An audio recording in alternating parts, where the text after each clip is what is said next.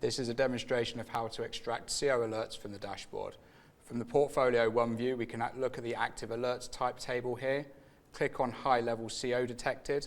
This takes us to a report showing all the alerts that have been generated for high CO detection.